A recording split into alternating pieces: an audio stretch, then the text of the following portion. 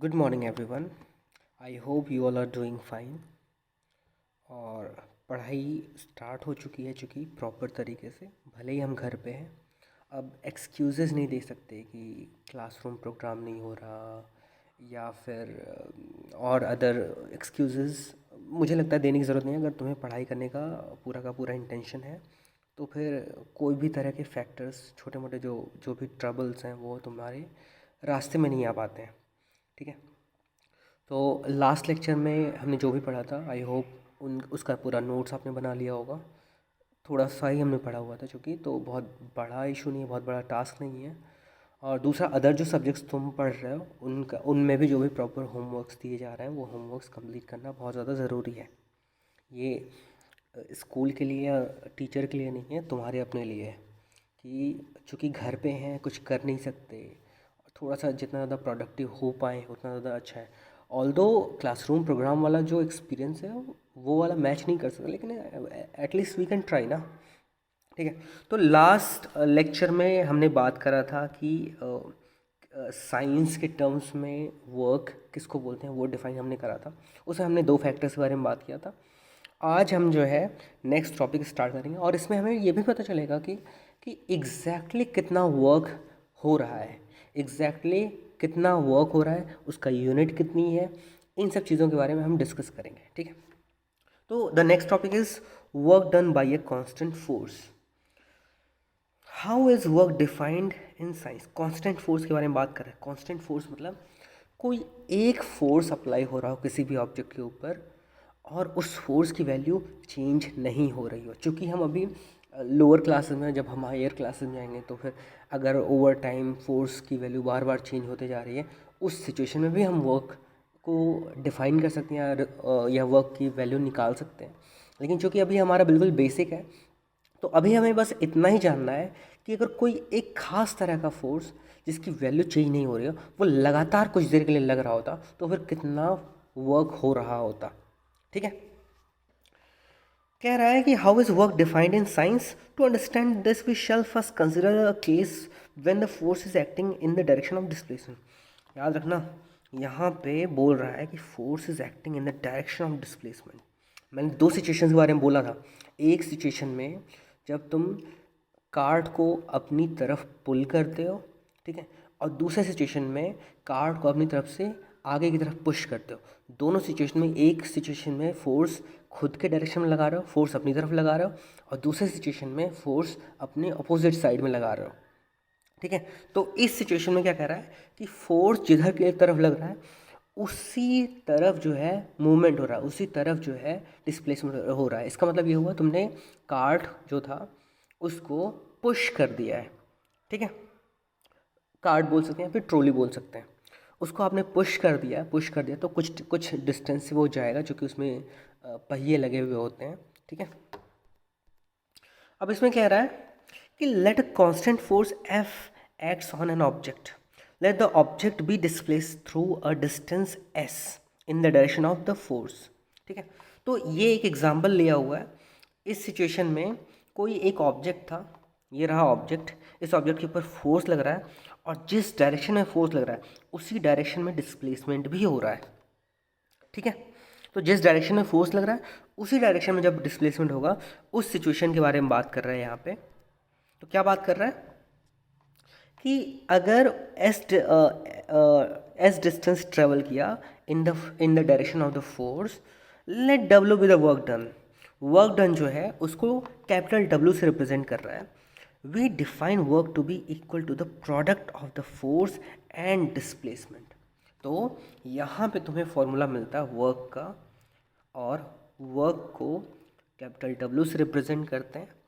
Capital W is equal to F into S. Capital F force को represent करता है और एस डिस्प्लेसमेंट को रिप्रेजेंट करता है। हमने ये सब फोर्स का और डिस्प्लेसमेंट का ये जो सिंबल है हम बहुत पहले से यूज़ करते आ रहे हैं। ठीक है। तो ये फॉर्मूला तुम्हें याद रखना। ये किस सिचुएशन की बात हो रही है, जब फोर्स जिस डायरेक्शन में लग रहा है उसी डायरेक्शन में डिस्प्लेसमेंट हो रहा है। उस सिचुएशन में हम वर्क को क्या बोलेंगे, W is equal to F into S. याद रखना, ये बहुत ही इंपॉर्टेंट चीज़ है कि जो भी डिस्प्लेसमेंट हो रहा है और जो भी फोर्स लग रहा है, दोनों का डायरेक्शन क्या है। डायरेक्शन एक बहुत ही इम्पॉर्टेंट फैक्टर होता है वर्क डन के केस में, ठीक है।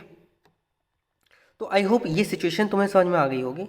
अब आगे कह रहा है कि this work done by a force acting on an object is equal to the magnitude of the force multiplied by the distance moved in the direction of the force. तो फोर्स की मैग्नीट्यूड का multiplication किससे हो रहा है, displacement से, या फिर कितना डिस्टेंस कवर कर रहा है उस डिस्टेंस से।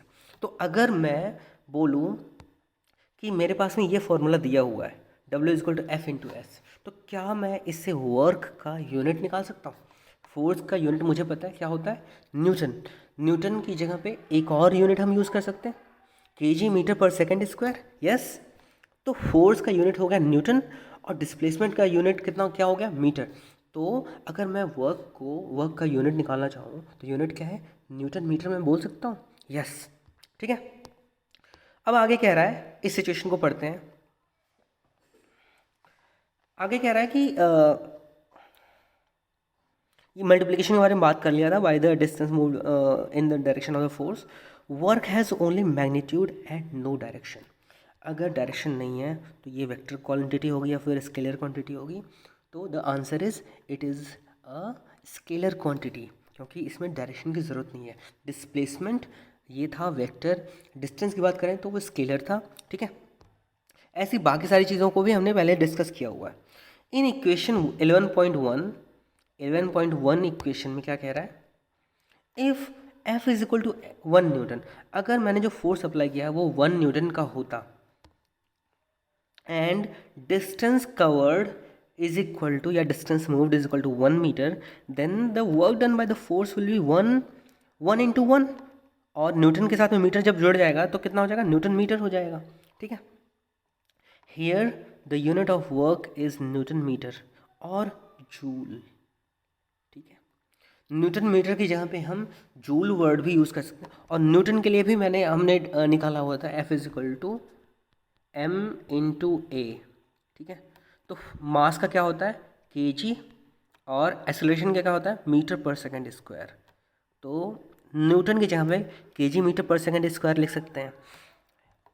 और अगर हम वर्क की बात करें तो हम क्या बोल सकते हैं, kg मीटर स्क्वायर पर सेकंड स्क्वायर। यस, क्या ये भी लिखना बिल्कुल सही होगा, यस बिल्कुल सही होगा। उसकी जगह पे हम जूल भी ले सकते हैं, न्यूटन मीटर भी ले सकते हैं। तो इतने सारे तरह के यूनिट्स लिख सकते हैं, लेकिन स्टैंडर्ड जो फॉर्म है वो जूल ही है, ठीक है। लेकिन ये रिलेशन सबको पता होना चाहिए, जूल का न्यूटन मीटर के साथ में क्या रिलेशन है, न्यूटन मीटर का केजी मीटर और सेकेंड्स के साथ में क्या रिलेशन है, ये सारी चीज़ें हमें पता होनी चाहिए, ठीक है। फिर क्या कह रहा है आगे कि 1 joule is the amount of work, 1 joule is the amount of work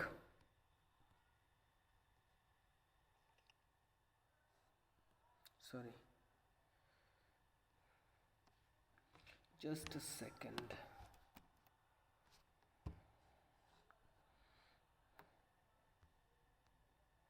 थोड़ा सा पेज के ओरिएंटेशन में मेरे ख्याल से चेंज आ गया है, इसको चेंज करके देखते हैं कहाँ पे था।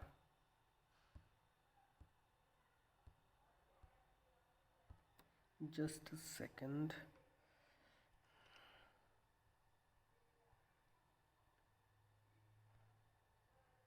यस,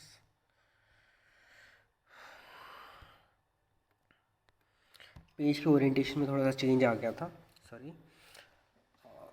हाँ, amount of 1 joule is the amount of work done on an object when a force of 1 newton displaces it by 1 meter along the line of action of the force।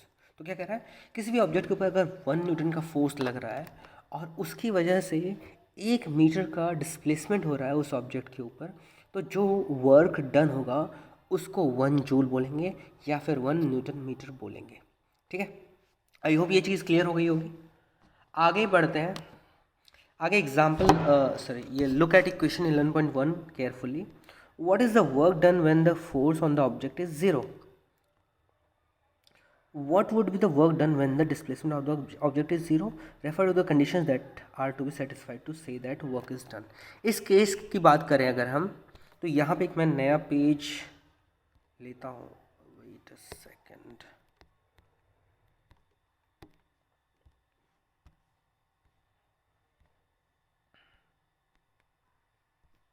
Yes, अगर यहाँ पे हमें पता है work का formula क्या होता है, W is equal to F into S. एक केस अगर हम लेते हैं जिसमें फोर्स ज़ीरो हो गया, तो वर्क क्या हो जाएगा, ज़ीरो इंटू कितना भी डिस्प्लेसमेंट क्यों ना हुआ हो उसकी वैल्यू कितनी हो जाएगी, ज़ीरो. मतलब ज़ीरो वर्क हुआ है. इन द सेम मैनर अगर मेरे पास में फोर्स तो अप्लाई हो रहा है, कितना भी फोर्स अप्लाई हो रहा है, लेकिन डिस्प्लेसमेंट नहीं हो रहा है, तो किसी भी टर्म का ज़ीरो के साथ मल्टीप्लाई होगा तो कितनी वैल्यू आएगी, ज़ीरो. ठीक है, तो आई होप ये चीज़ें क्लियर हो गई होंगी कि बार बार शुरू के जो इंट्रोडक्शन था उसमें बार बार क्यों ये बोल रहा था कि कुछ ऐसे केसेस जहाँ पे वर्क डन को ज़ीरो बोला जा रहा है, जबकि ऐसा लग रहा है कि वहाँ पे मेहनत बहुत ज़्यादा हो रही है. कुछ ऐसे केसेस हैं जहाँ पे मेहनत ज़रा सा भी नहीं हो रहा है, इसलिए हम बोल रहे हैं कि वहाँ पे वर्क हो रहा है. तो वर्क होने के पीछे सिंपली ये फॉर्मूला रिस्पॉन्सिबल है. लेकिन हाँ, एक चीज़ और याद रहे, अभी तक हमने जो समझा है उसमें फोर्स जिधर की तरफ अप्लाई हो रहा है उसी सेम डायरेक्शन में डिस्प्लेसमेंट भी हो रहा है.